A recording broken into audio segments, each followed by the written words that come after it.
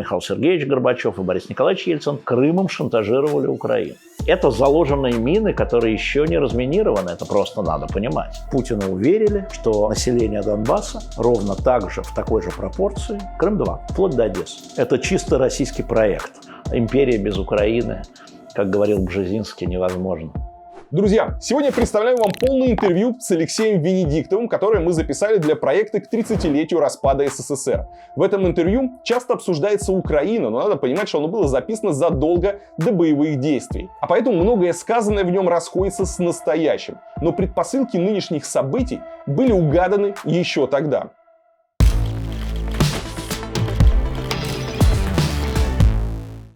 Алексей Алексеевич, собственно, первый вопрос. Если рассматривать события, предшествующие распаду Советского Союза, в какой момент, по-вашему, была точкой невозврата? Что подкосило? Процесс шел, как говорит Михаил Сергеевич, неровно. То есть, то усиливалась возможность сохранения в каком-то виде союзного государства, то уменьшалось. И это было весь 90-й и первой половине 91-го года. Конечно, ГКЧП добило абсолютно Советский Союз, потому что все руководители союзных республик, берем Прибалтику в стороне, да, уже было понятно, что на выход, а все остальные руководители вдруг поняли, что может войти командующий военным округом, сказать: так, ну-ка встали к стенке быстро, собственно, что было на Украине. Я думаю, что как только соответственно, была возможность после ГКЧП уйти, тут же стали принимать декларации о суверенитете.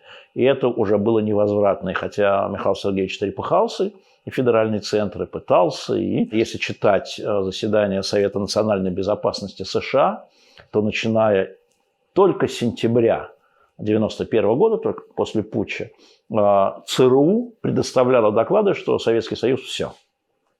До этого мы таких докладов не видим в архивах. А вот после августа 1991 года они уже предрекают, что осталось там 3 месяца, 5 месяцев, полгода, год, но все.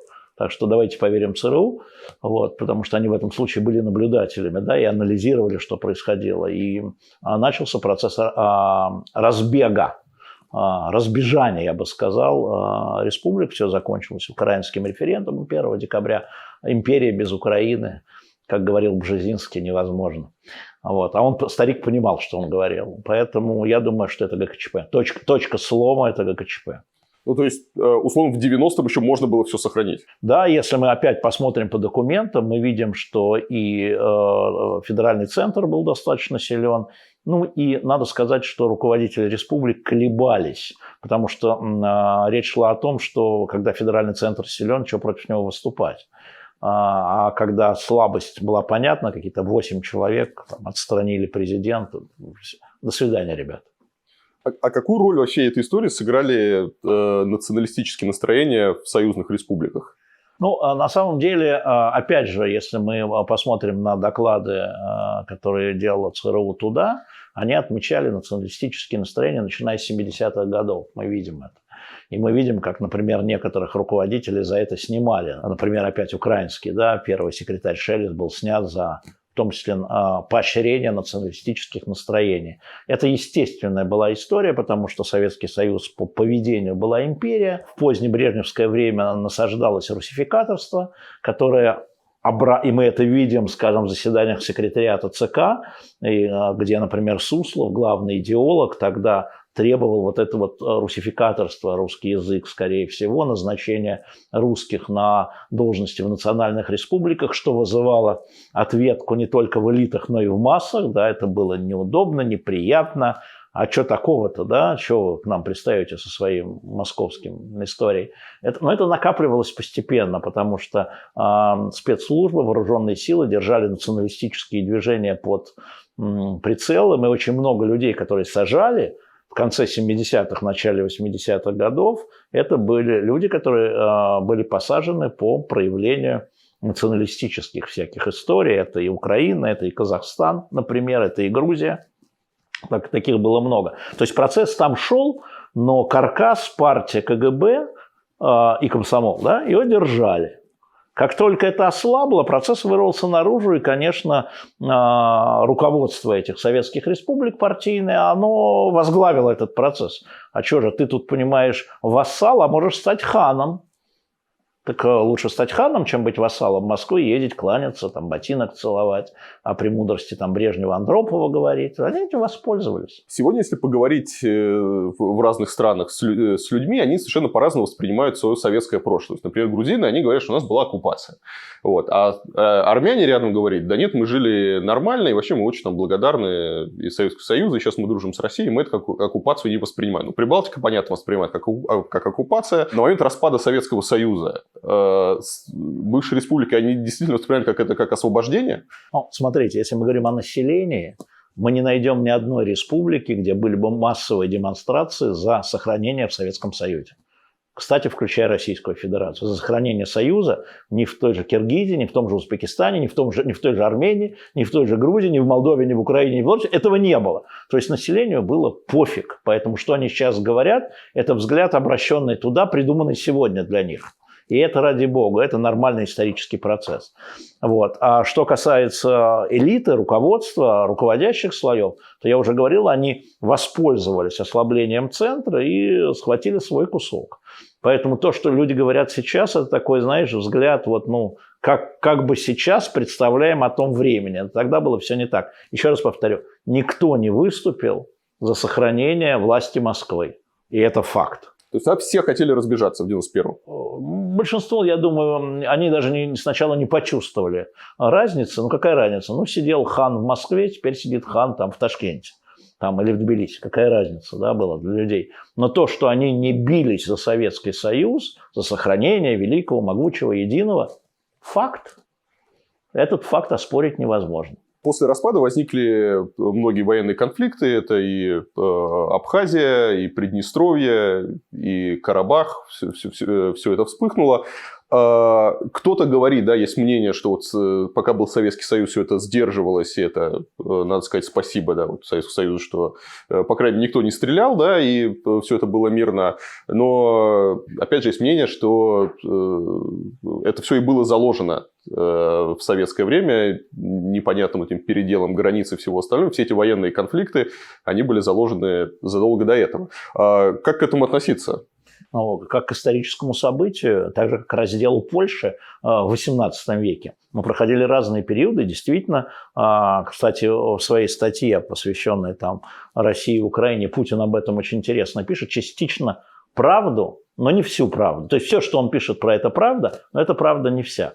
Действительно, большевики проводили границы абы как, исходя из сиюминутных и внутренних историй. Главный человек, который отвечал за проведение границ, был наркомат по национальностям во главе с Иосифом Виссарионовичем Сталиным. И как имперский центр они просто вот проводили, как тогда оказалось. Но почему там Таганрог сначала был в Украине, а потом оказался в России? И наоборот, там что-то, да? Посмотрите, как Карелия, Финляндия, вот там это же не только было, Литва. Проводили границы, как хотели. И тем самым закладывали будущие мины, потому что само по себе население в Советском Союзе, ну, это не границы, это административные границы. Не стояли пограничники, не нужно было платить таможенные пошлины. Ну, какая тебе разница, где оно? Да? Когда это распалось по границам, проведенным Сталином, и оказалось, что возникли разделенные народы. Ну, например, Осетия. Южная Осетия в Грузии, Северная Осетия в Российской Федерации. Абсолютно разделенный народ, да? Соответственно, это заложенный конфликт тогда. В Советском Союзе есть донесения КГБ, очень интересные, да, о националистических историях. Я напомню, что в 1944 году некоторые народы выселялись. Ингуши, чеченцы, крымские татары, да, калмыки. Они выселялись, а что с границами? А район там один передан другой республике, другой территории. А люди потом вернулись во время Хрущева, а потом во время перестройки. А там могилы их предков, а там новые могилы тех, кто живут предков. И до сих пор это развязать нельзя. И это будет очень долго продолжаться. Тут надо понимать, да, что хорошего решения нет. Потому что и у тех, и у других могилы предков. Ну, тебе говорят, а мы с такого века. Ну, а мы с такого века. Ну, и что делать? И как быть? И тогда люди брались за оружие и берутся за оружие. И теперь представьте, это Кавказ. Или Киргизия, Таджикистан, Узбекистан, Туркмения. Мы вообще про это ничего не знаем. Вообще ничего про это не знаем. Где проходит граница между Россией и Белоруссией настоящей? Ну, а Крым? Я знаю о том, что и Михаил Сергеевич Горбачев, и Борис Николаевич Ельцин Крымом шантажировали Украину. Ну, в переговорах пробрасывали эти вещи. А тогда с Крымом как? При распаде Советского Союза. А тогда бы ядерное оружие сюда. Да? Ну, вот это заложенные мины, которые еще не разминированы. Это просто надо понимать. Кто несет за это ответственность, за эти военные конфликты? Есть ли вина на России, как на преемнице Советского Союза? Ну, вина Или мы лапки вот ушли и все? Нет, смотри, вина всегда на сильных, на мой взгляд. Да? Россия же показала, что она может быть очень хорошим модератором вот в последнем Карабахском конфликте, да, когда, ну, правда, Россия остановила войну. Там, она не решила проблему. Очевидно, что проблема осталась, но войну остановила. Нужно ли было ей впутываться в войну в Абхазии, как она впутывалась, не до конца? Нужно было впутываться в Приднестровье или там Киргизия, Таджикистан, Узбекистан и так далее? Да, я думаю, что вынеся этот вопрос на голосование, люди бы были против после афганской авантюры, люди были против посылать российских солдат умирать там для того, чтобы развести там в Средней Азии столкновения. Нет простого ответа и нет легкого ответа. Есть много проблем, когда русские, которые остались там в той же самой Средней Азии, которые хотели бы вернуться в Россию, они испытывают сложности с получением тех же самых российского гражданства. При этом российские паспорта без проблем раздаются там от киргизов до ДНРовцев, которые, казалось бы, вообще почему?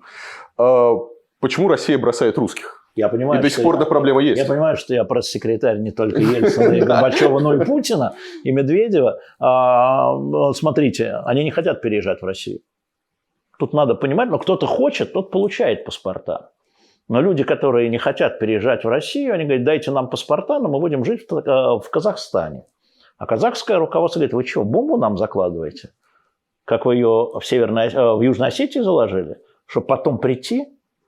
Нет, Владимир Владимирович, говорят казахи, вы тут не надо вот этого нам. Они либо казахские граждане, либо пусть уезжают. Те не хотят уезжать, извини, Северный Казахстан, территория, где их предки похоронены, опять же. Да? Почему они должны все бросать и уезжать? Дайте паспорта. Не дадим, потому что тогда в ОДКБ начнутся между бывшими, да, и Россией столкновения. Большой политический вопрос. Тем не менее, там какое-нибудь Приднестровье без проблем паспорта раздают. Хотя люди даже... Политический вопрос, чтобы держать узел между Украиной и Молдовой и иметь там, ну, грубо говоря, военную базу.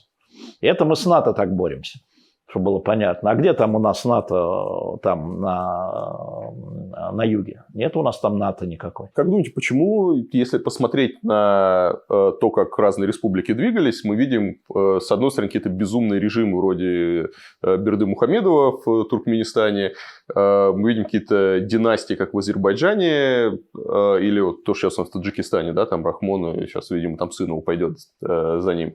Ну, готовится уже мэр Душанбе. При этом в Киргизии за 15 лет 3 революции, и по индексу демократии она после Прибалтики самая вообще такая демократичная страна на постсоветском пространстве. Почему такое разное вот с точки зрения именно демократии, если это можно назвать демократией, процессы происходят?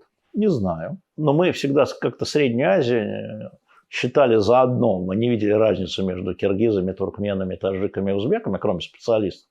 Ну, вот они там, вот эти вот там, да. А на самом деле, видимо, есть в менталитете народа, есть и что-то в экономике такое, что их различает. Это не один народ. Скажем так, они не один народ.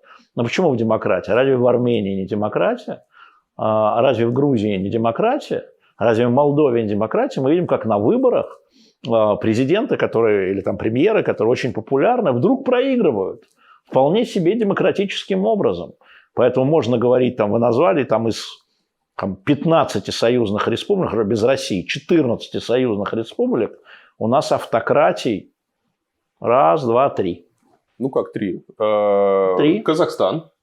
Ну, смотрите, тем не менее, Казахстан, да, тем не менее рыночная экономика, тем не менее приходит другой президент и не передается по наследству. Да, турбулентность пока, но тем не менее приходит другой президент, а за ним стоят другие люди. Не сильно демократично, но сменяемо.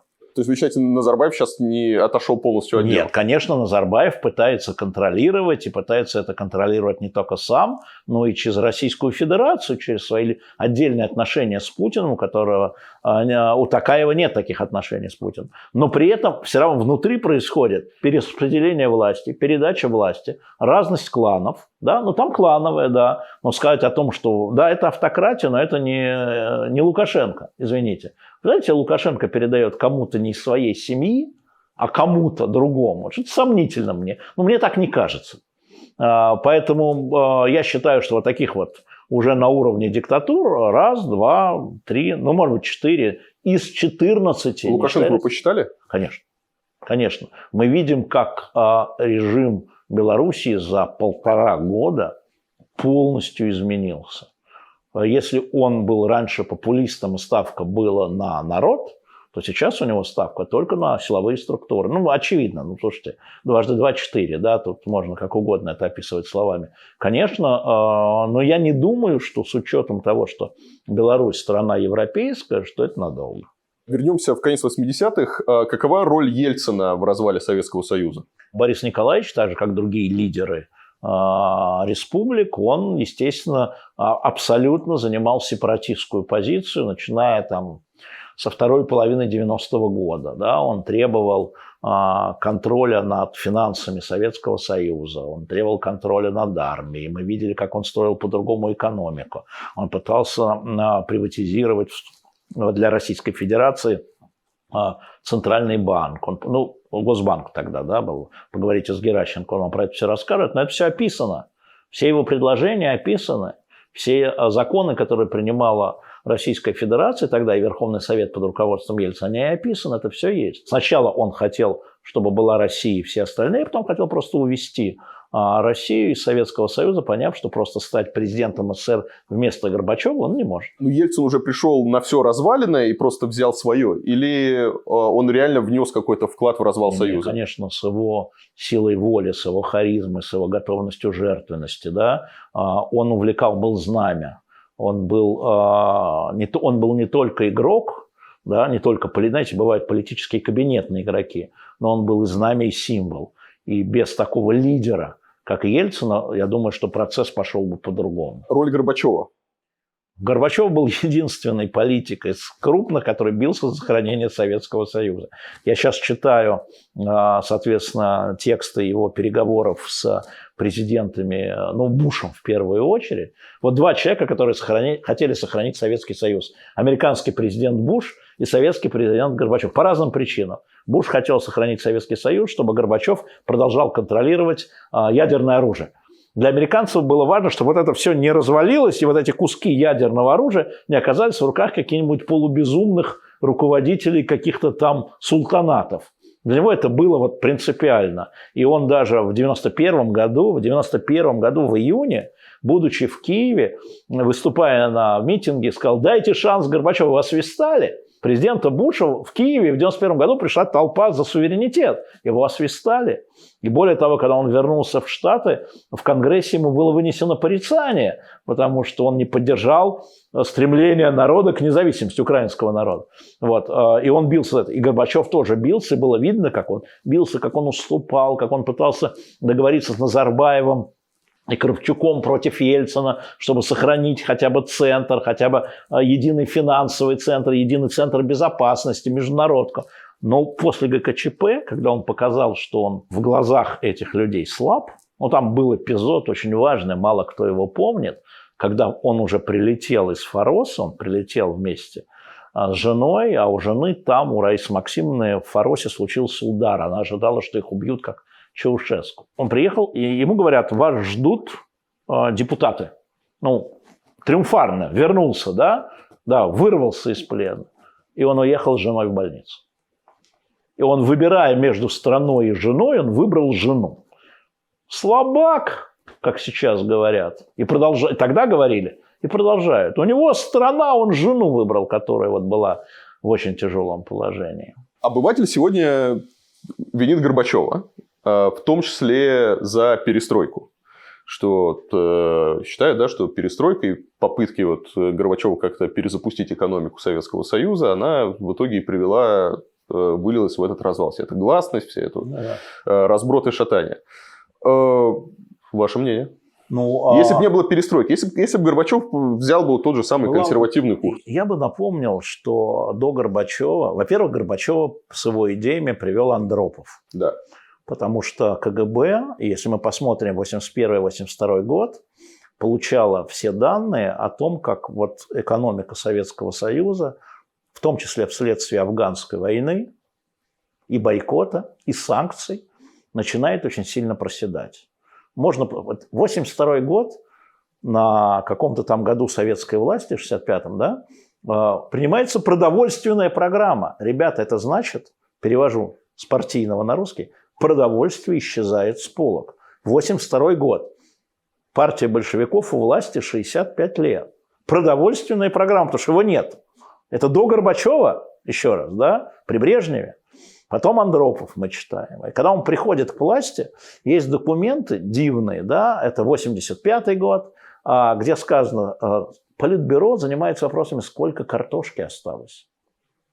То есть страна находилась на грани голода уже. Я напомню, что с 62-го, по-моему, года мы за золото покупаем хлеб за границей. Великая сельскохозяйственная страна.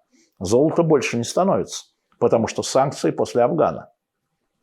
То есть где мы будем покупать? Канада – санкции, США – санкции, ну, немножко в Аргентине. Чего делать-то?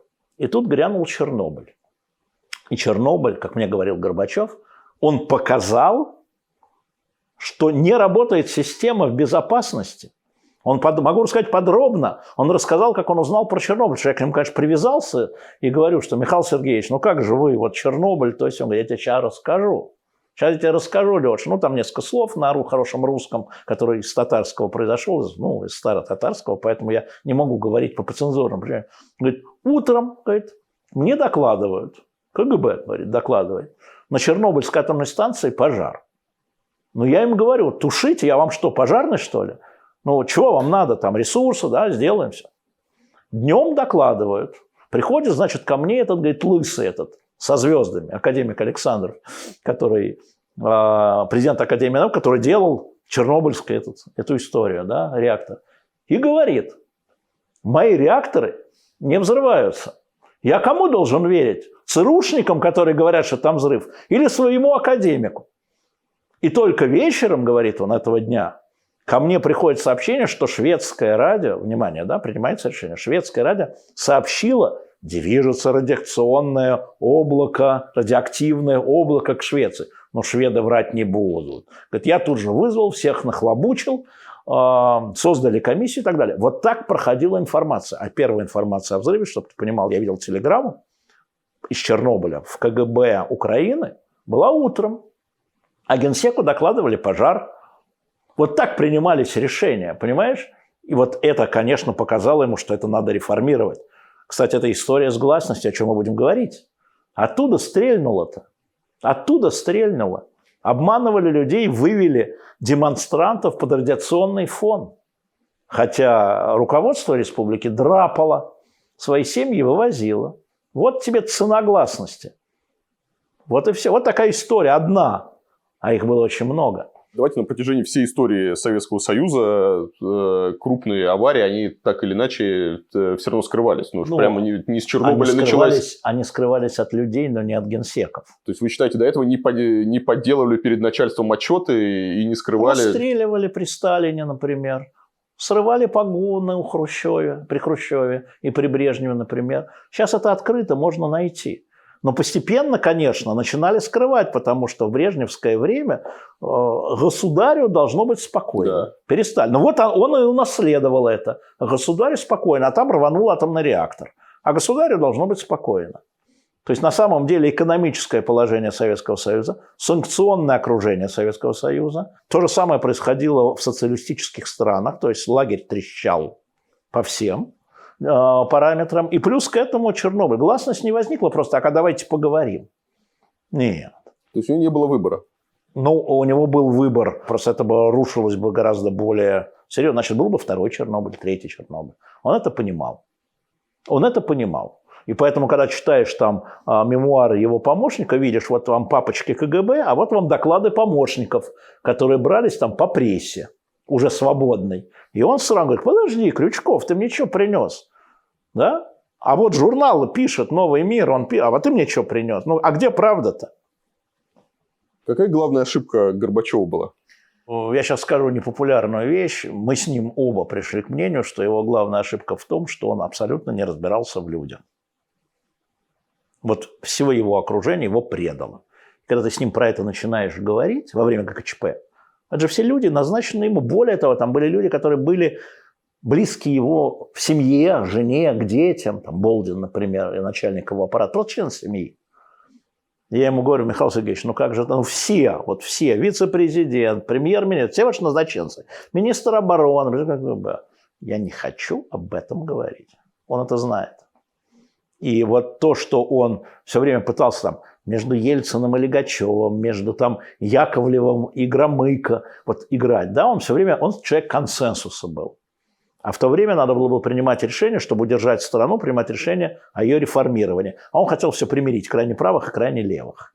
Хорошее качество, но, видимо, недостаточно для политика. Что все-таки было отправной точкой для начала вот развала? Война в Афганистане? Советского Союза? Да. Ну, слушайте, там две вещи. Во-первых, есть процесс, постепенно мы проигрывали соревнования, да, там длинные соревнования. Я вот считаю, что то, что мы покупали хлеб все время за золото, да, середина 60-х, начало 60-х, ну, это катастрофа для страны, которая в свое время кормила всю Европу. Ну, просто, да. Это свидетельство о том, что страна, сползает.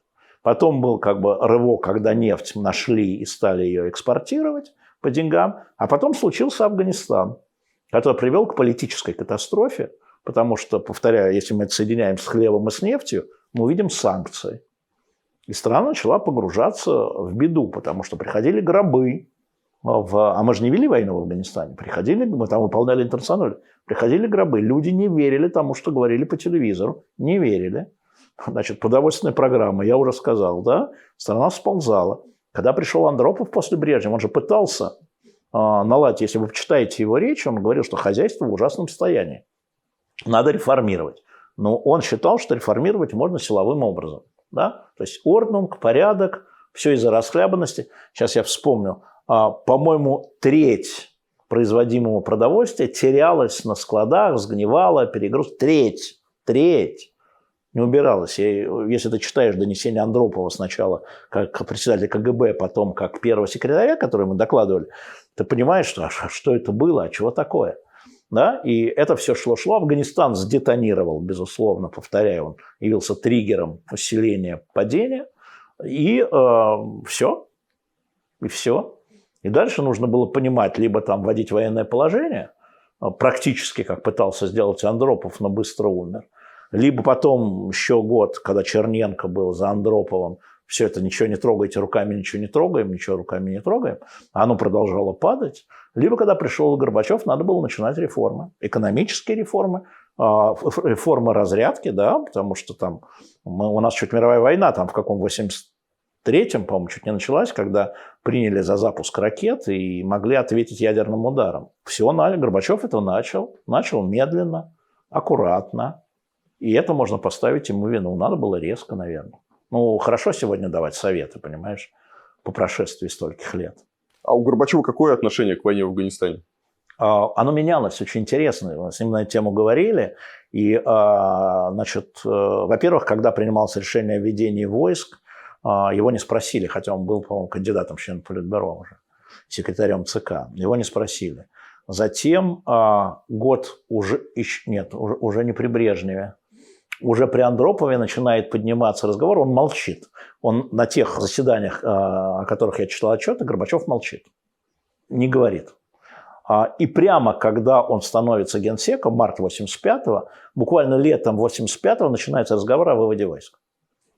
Вот с марта 85-го. И его команда, молодая тогда, Шварнадзе, Николай Иванович Рыжков, есть стенограммы, да, надо выводить, а как выводить, а туда придут американцы, встанут база НАТО, все известно, да, нет, надо переговариваться, а туда придут, значит, эти исламские фундаменталисты, нет, надо договариваться с американцами, чтобы там этого не было, и начинается, и на каждом переговорах с Рейганом, на каждом, когда говорят о ракетах они говорят про Афганистан. Да, надо, и он говорит, да, надо выводить, но вы должны тоже там, американцы, вы должны тоже там. И там очень интересно, как вот его. И в конечном итоге он говорит, все, мы принимаем решение. И Политбюро принимает решение. На выводе войск настаивали Горбачев и военные. И военные. Ну, потому что, они все понимали, военные, они же не дебилы были. Да, они видели, как идут потери, они видели, что ничего сделать нельзя. И это было просто. Предыдущее Политбюро, оно просто не понимало, вот старики. Например, я сейчас прочитал воспоминания бывшего шефа КГБ в Кабуле. Он рассказывает дивную историю. Восстал полк в Герате, во втором крупнейшем городе. И, значит, на спецсвязь приезжает наш военный советник в Афганистане, который практически руководит всеми, и он, шеф КГБ. И берет трубку маршал Устинов, министр обороны. И, значит, военный советник говорит, да, товарищ маршал, будет выполнен, товарищ маршал, есть министр обороны, вешает трубку. И тот его спрашивает, говорит, что сказать? Если военные против республики, поднимай рабочий класс. Какой рабочий класс в Афганистане? Где его поднимать? И тот КГБшник, который знает, Бородин, он говорит, а как ты его будешь понимать? Я человек военный. Сказали поднимать, буду поднимать. Вот что такое мы в Афганистане. Это факт. И когда Горбачев пришел, с более молодой командой, тот же Язов, тот же Агарков, начальник генштаба, тот же Ахрамеев, который был военным советником Горбачева, говорили, надо выводить. Надо выводить, надо аккуратно, конечно, аккуратно, договориться с американцами, чтобы при выводе нас не обстреляли, надо выводить. Вот. Менялось. Какова роль американцев в распаде Советского Союза? Потому что, опять же, есть мнение, что там и цены на нефть договорились, опустили, и вот прямо подтачивали. Смотрите, во-первых, у американцев менялись администрации. И их цели были разные. Была цель у Картера, который был по 80-й год, и там была история с Ираном, с захватом заложников. Был Рейган, который говорил про империю зла, а закончил подписанием сокращения вооружений с империей зла. И когда его здесь спросили на последнем визите, Советский Союз по-прежнему империя зла, Рейган помялся и сказал, это была другая эпоха. Это все за 8 лет прошло. За 8 лет. Смотрите, у американцев задача, им, в общем, глубоко плевать на... Понятно было, что экономически Россия, Советский Союз не представлял никакой конкуренции, но Советский Союз являлся геополитическим противником. Раз. И хранителем ядерного оружия. Два. И задача была, чтобы это не расползлось. Вот все, что угодно, контроль Москвы за тем ядерным оружием, которое уже есть, с которым ничего не сделаешь, кроме как сокращения, И переговоры с Горбачевым, которые вел Рейган, позволили сократить, вот если говорить про сегодняшний день, осталось 15% зарядов от того, что было в 1985 году. Они сократили на 85% всего вот этого. Что было сделано? Понижен уровень столкновения. Раз. И второй, я уже говорил, их задача была, чтобы не только ядерное оружие, чтобы ее не было в Беларуси, на Украине, в Казахстане, еще, не дай бог, где-нибудь. Все в центре. Поэтому до последнего, до сентября 1991 мы видим, как американская администрация бьется в поддержку Горбачева и даже к Ельцину относятся вот так. Реально. Они говорят с Ельцином, потому что он всенародно избранный. Но вот мы за Горбачева. Но начиная с сентября 1991 уже, там это видно, и в воспоминаниях Буша это видно, что неизбежен распад. Будет ли он кровавым или мирным – отдельный вопрос. Но что делать с ядерным оружием? Это единственный вопрос, который их тогда волновал. Вот администрация, если серьезно. Как сделать так, чтобы ядерное оружие осталось в одних руках? Чтобы был один переговорщик, И они тогда сделали ставку на Ельцина в 1991 году. Хотя было предложение, что на Украине, в Казахстане, в Беларуси останутся ядерные боеголовки и так далее. Не-не-не, говорили американцы, не-не-не. Если нельзя сохранить Советский Союз, пусть все будет в России. Вот их роль абсолютно циничная, прагматичная. Советский Союз уже и до 1985-го не являлся геополитическим противником. Противником являлся, но не являлся соперником, ослаб очень. Афганская война, повторяю, экономическая позиция и так далее. Уже деньги партизанским отрядам в Анголе не отдавали, там ничего не было. А вот ядерное оружие – это была головная боль Рейгана, а затем Буша.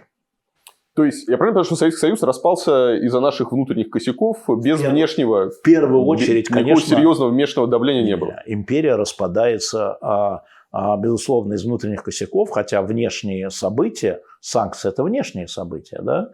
Можно начинать с санкций, а можно начинать с афганской войны. Многие начинают с санкций, вот они нас, значит, окружили, санкции ввели, и мы распались. Вопрос, почему санкции, афганская война, а почему афганская война? Ну и дальше, смотри. Нет, конечно, это история внутренних, в первую очередь, это объективный процесс, распад империи. Ничего не сделаешь. Если бы надо было назвать конкретные фамилии, кто виноват в распаде Союза, кого бы вы назвали? Ленин, Сталин. Кто виноват в распаде империи? Николай II или Ленин?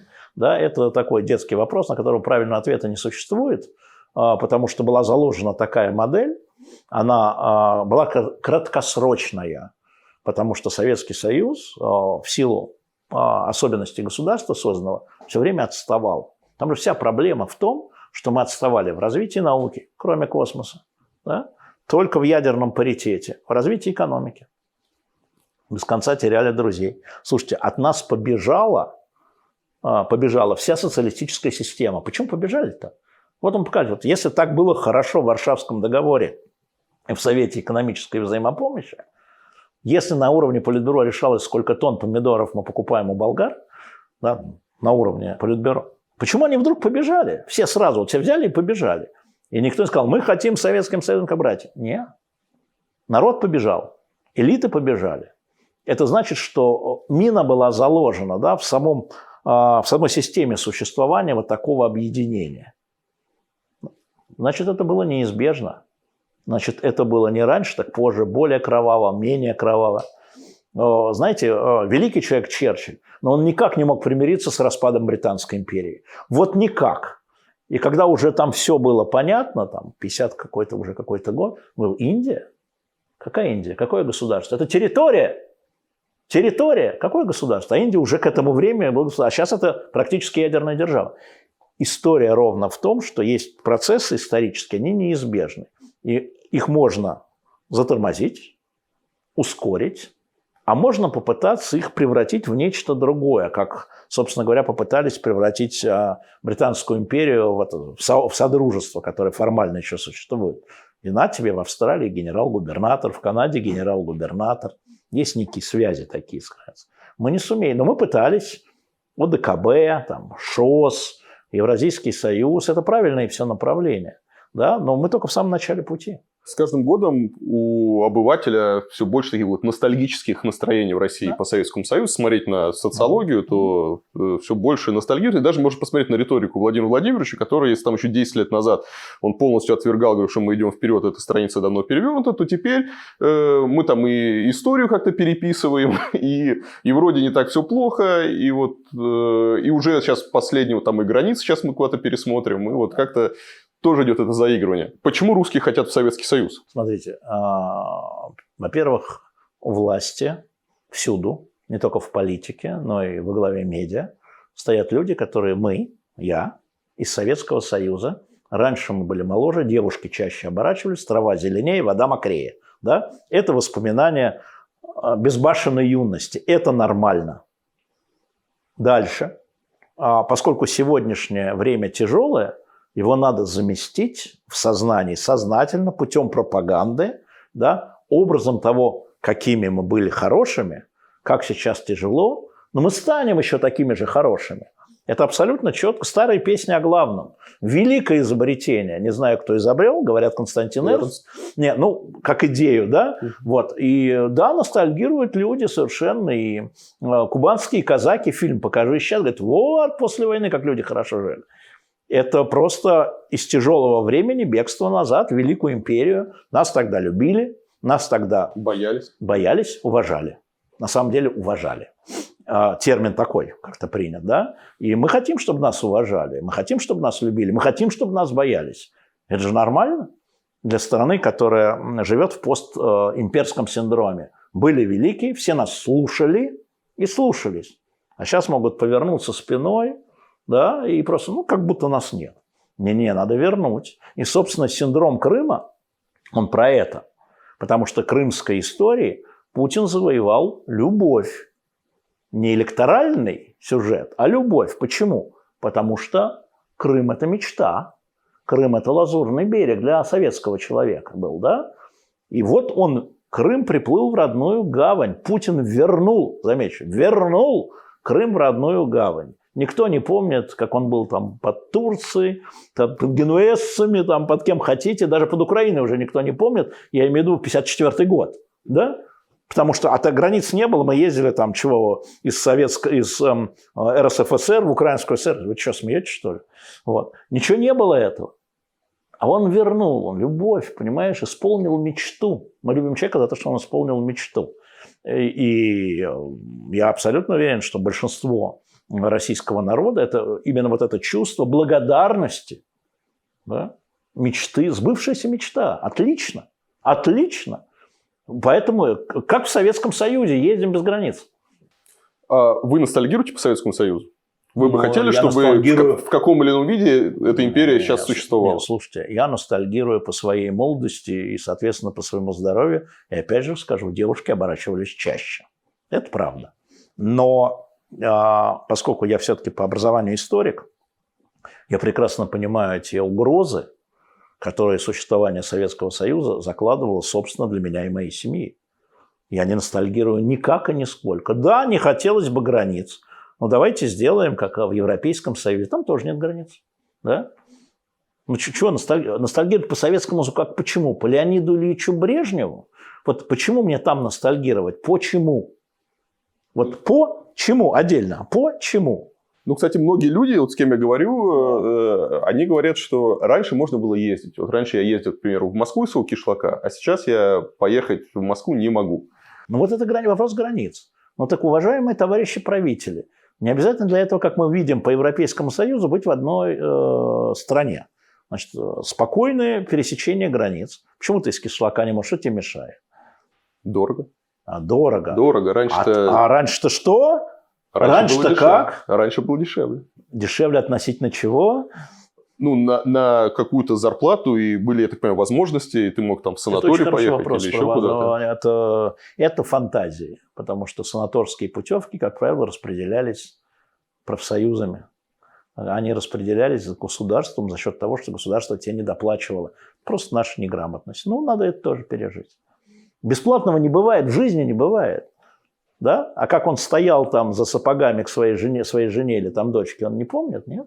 Как он на лекарства записывал. Я прекрасно помню, на лекарства необходимые записывал. А привезите мне из Венгрии лекарства для моей бабушки. Я это помню. Ну, мне кажется, ностальгия еще вызвана такой большей справедливостью в плане меньше был разрыв между бедными и богатыми. Представлением о справедливости. Несправедливостью. Представлением о справедливости. Да, наверное, да.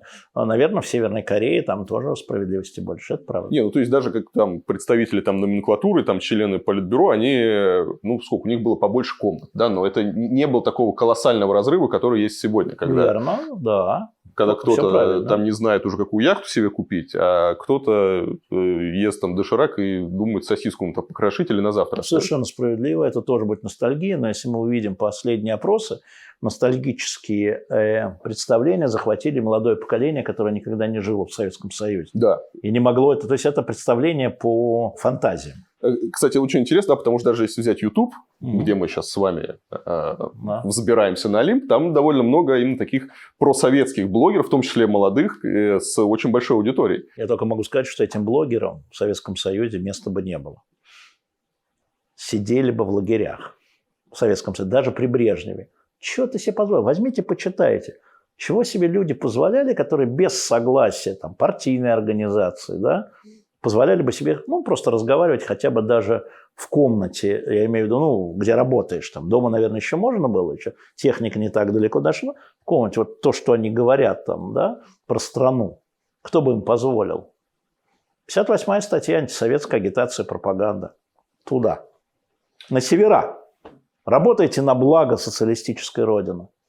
Золото добываете. Если посмотреть, кто как сегодня развивается, какие вам нравятся бывшие республики? Ну, на кого смотрите с восторгом? С восторгом ни на кого не смотрю, потому что понимаю, что все в турбулентности.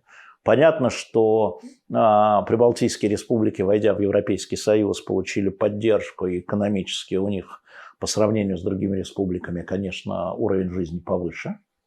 Хотя у них свои тараканы. Я, например, не согласен совсем с политикой Латвии в области там, русского языка и так далее.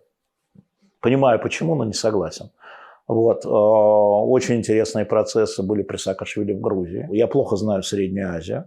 Грузия, повторяю, при Саакашвили. Сейчас в Армении начинается очень интересная работа диаспоры с республикой. Да? Очень много армян живет в другой стране. Потому что это разные страны с разной судьбой. Я отношусь к ним как к соседям.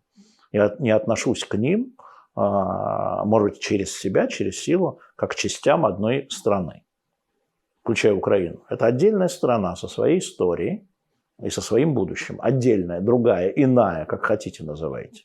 Она иная. И поэтому я могу позавидовать там этому, там этому, там этому, а там этому. Я вообще люблю завидовать. Вообще зависть, конечно, бесовское чувство, но оно тебя стимулирует делать лучше твою собственную жизнь.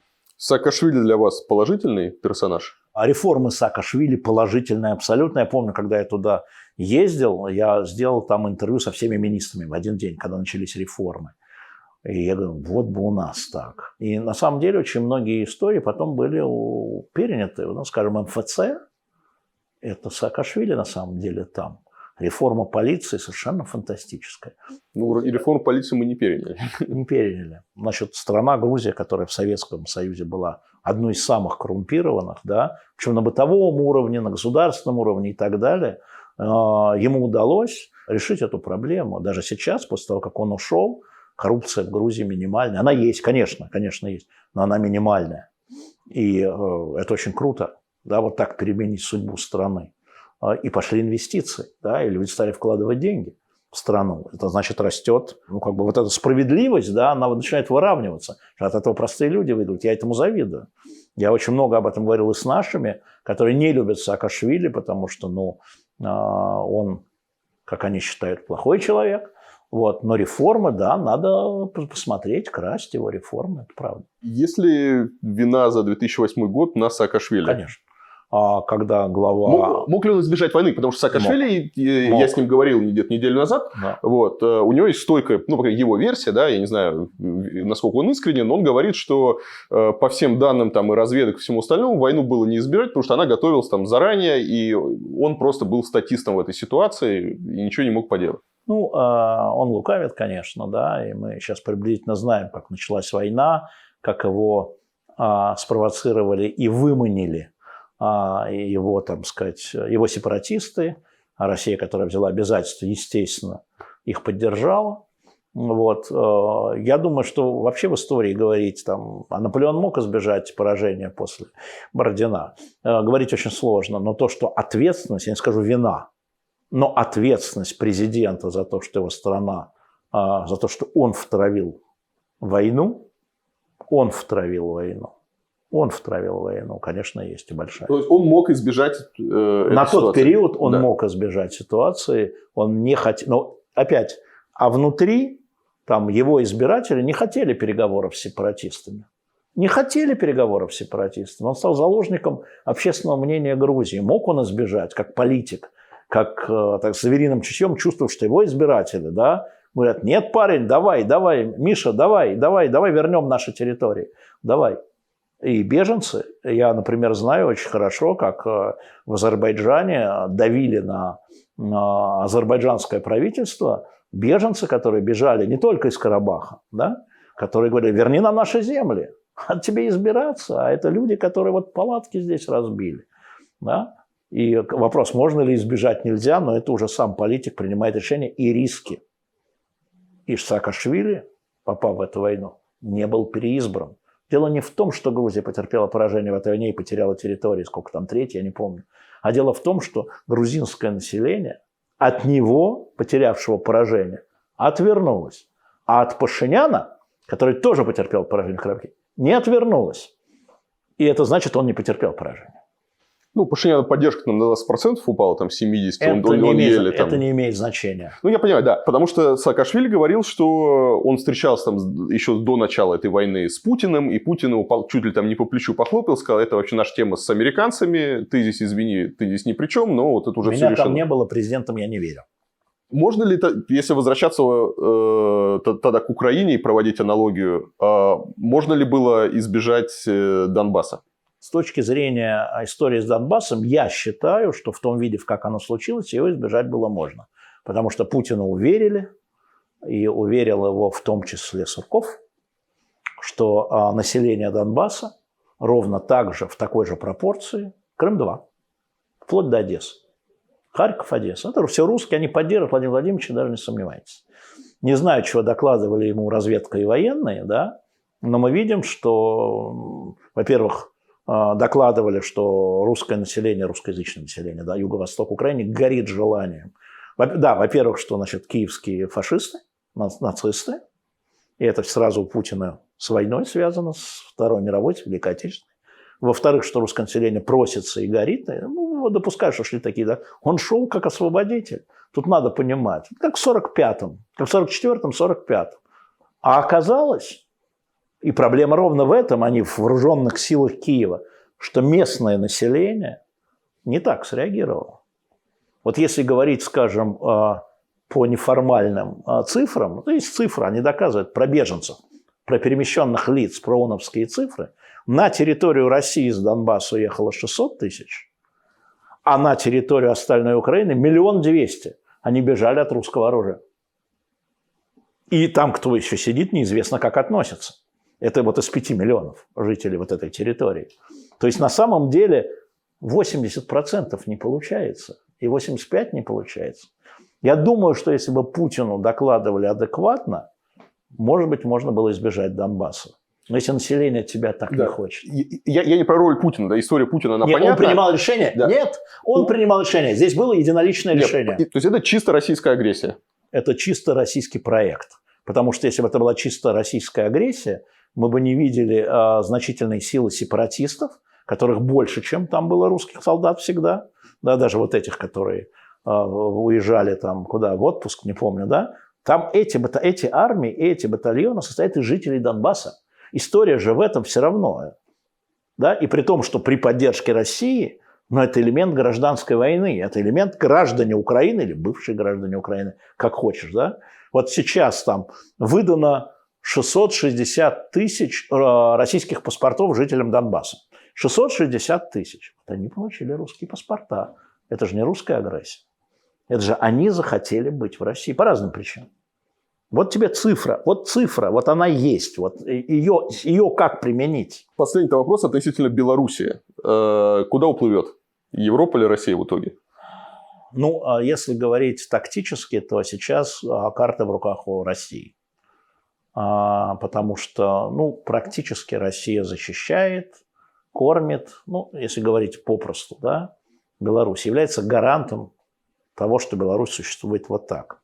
Но я думаю, что Владимир Владимирович, как федератор, с большим удовольствием ее заглотнул бы, представляя его. Он империалист, он не националист. Путин не националист. Сколько я с ним разговаривал, он империалист. Вот Великая Россия, это все, это Великая Россия. Великая, в смысле, большая. Да?